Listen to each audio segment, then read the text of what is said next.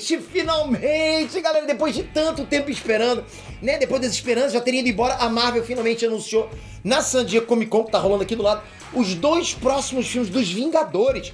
Porra, tava demorando pra caramba, com data certinha e tudo. Esses 2 filmes vão ser a mesma pegada de Guerra Infinita e Ultimato. Vai dar view e vai ser bom pra caramba. Vai ser um fechamento épico de fase. E vão adaptar 2 das maiores sagas dos Vingadores nos quadrinhos. Vem comigo que esse vídeo aqui, eu vou te falar tudo sobre esse anúncio dos Vingadores e como que vai ser a história dessa conclusão da saga do multiverso. Galera, a gente tá começando agora aqui a nossa nova fase. Vai por mim que a gente vai ter muito o que conversar, porque tá vindo muita coisa legal. Vamos lá.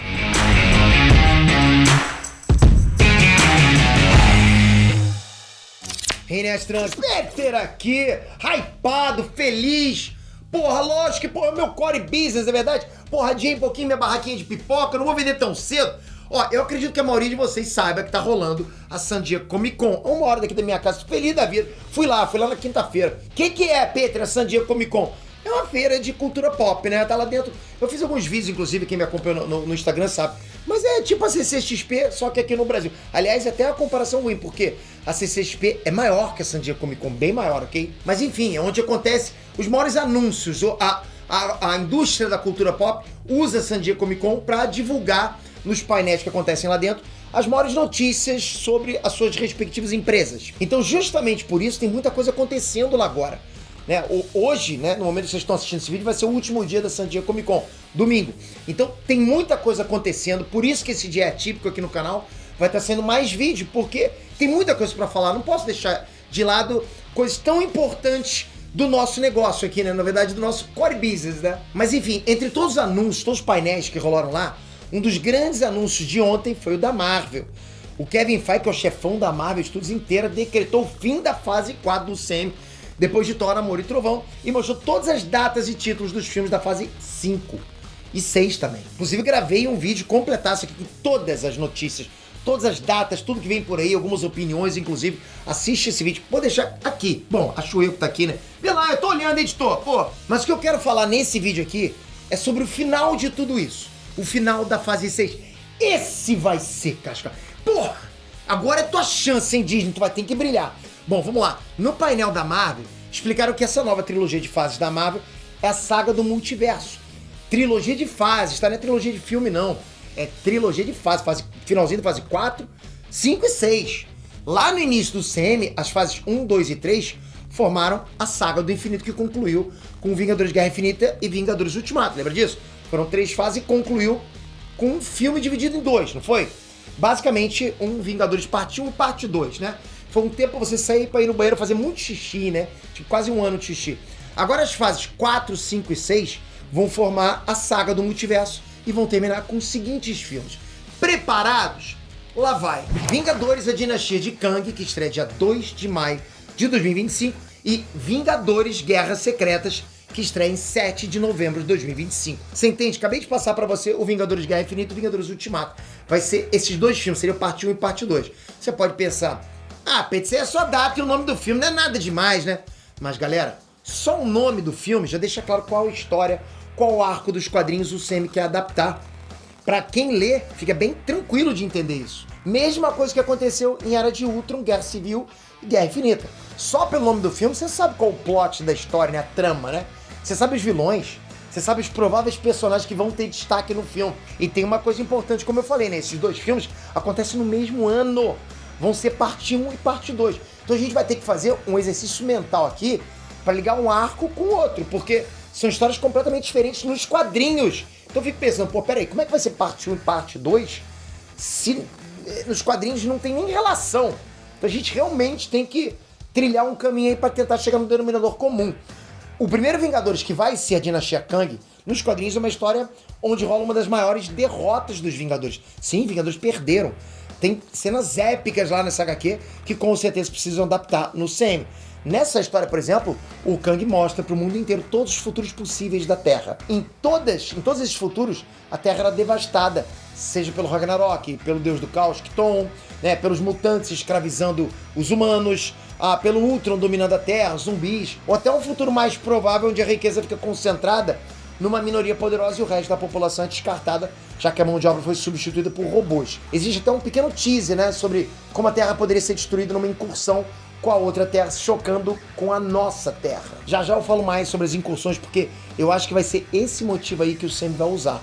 Presta atenção, porque esse vídeo aqui, eu tenho certeza que ele vai virar até NFT depois, porque, pô, com certeza, quando chegar lá na frente, vocês vão voltar no tempo pra assistir o que o Peter falou lá, né, lá atrás, pra saber o que tá rolando. Vai ser interessante ver isso, né? Aliás, Peter, se você estiver me vendo aí, pô, um abraço, tá bom? Mas vamos lá. Eu acabei de falar comigo mesmo, um dia pode ser válido isso. Mas enfim, por causa de todos esses futuros catastróficos, o Kang, ele queria tornar a Terra e a humanidade forte o suficiente para resistirem quando esses futuros chegassem. Ele queria treinar todo mundo, deixar todo mundo forte, né? Mas para isso ele iria reinar. Ele teria que ser o imperador da Terra. Os Vingadores e as Nações Unidas recusaram a proposta dele.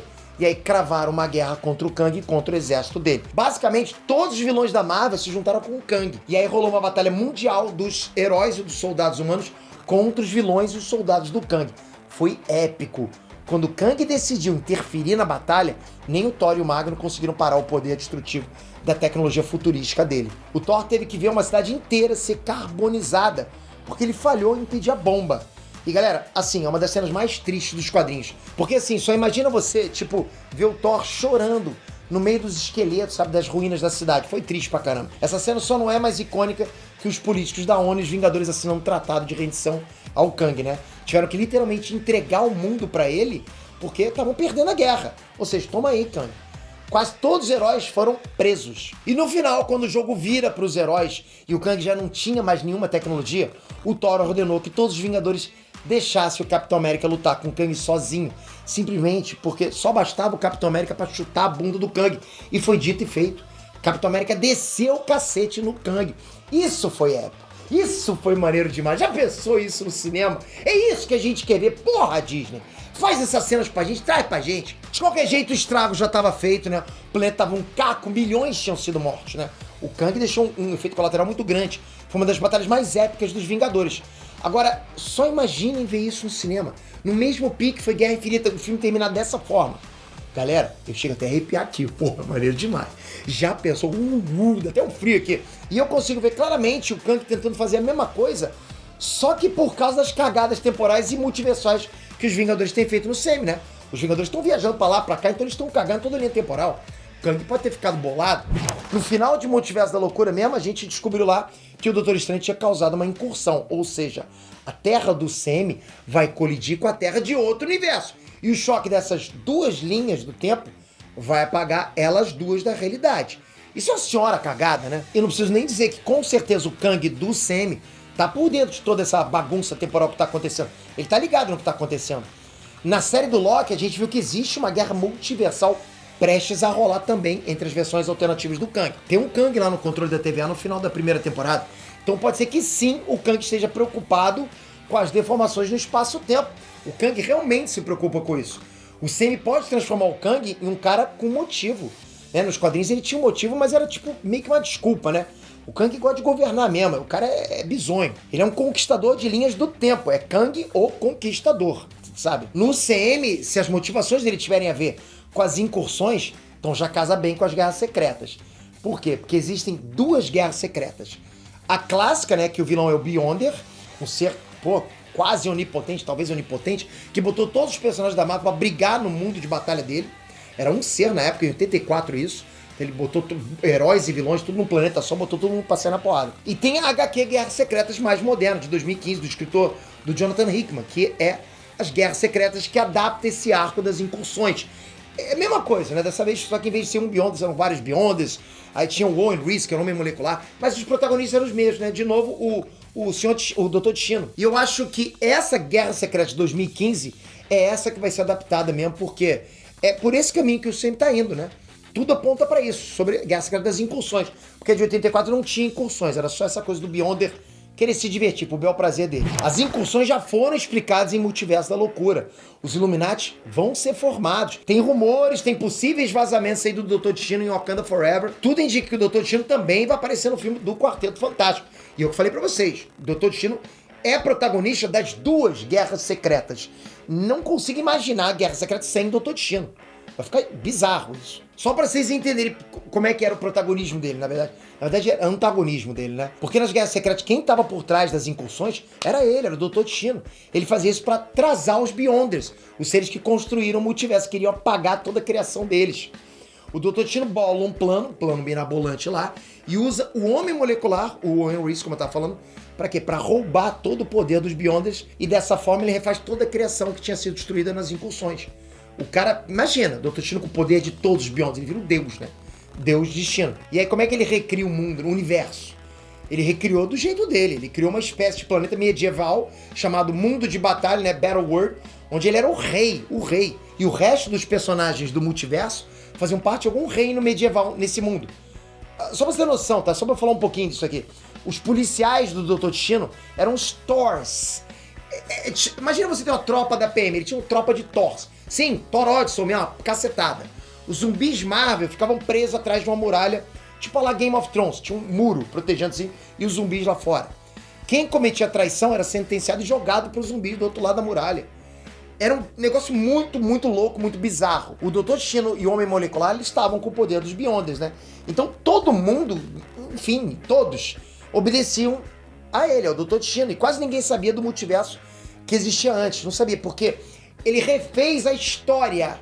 Não foi uma coisa que ele, pronto, se transformou em Deus. As pessoas encaravam ele como Deus sem saber quem eles eram no passado. Ele transformou toda a linha temporal inteira. Então, para todos ali, ele sempre foi o Deus Destino. E para resolver essa história aí foi preciso a genialidade do Reed Richards, né? O Quarteto Fantástico salvou a criação inteira da Marvel. O Franklin Richards, que é o filho do Reed Richards, depois ele acabou refazendo todo o multiverso junto com o Homem Molecular. Pra você ver o nível de poder desse molequinho, né? Só fazendo novos universos, novas galáxias. Rola muita coisa maneira. É isso que vocês precisam saber, que tem muita coisa maneira. Ou seja, a gente consegue meio que entender que um vai ser uma cagada e o outro vai consertar tudo. No CM, eu acredito que vão fazer na mesma pegada, sabe? O Dr. Destino vai ser o vilão final. Seria muito bom se tivesse esse mesmo reino medieval dele, né?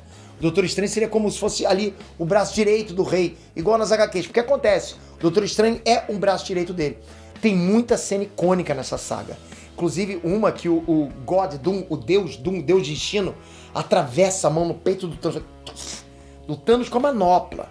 Transforma ele em ossos. Galera, na boa, vocês não fazem ideia do potencial que esses dois filmes dos Vingadores têm pra serem casca grossa. Nossa, vai ser bom demais. Se for o que for nos quadrinhos, vai ser bom demais. A Marvel tem que acertar, tem que dar tempo pra CGI, tem que botar dinheiro, tem que deixar os caras trabalhar, porque não pode a galera pedir demissão, né?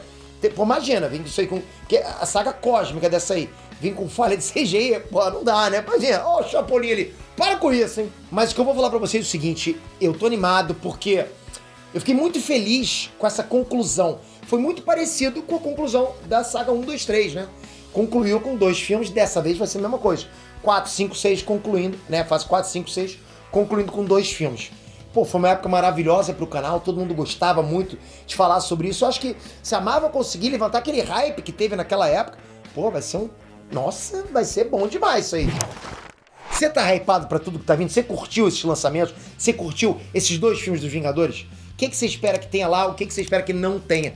Comenta aqui embaixo. Não esquece, ajuda a gente no IBEST, vai ajudar pra caramba. Um votinho. Você acha que não, mas um votinho pode colocar a gente na frente. Pode colocar a gente na final. Um voto.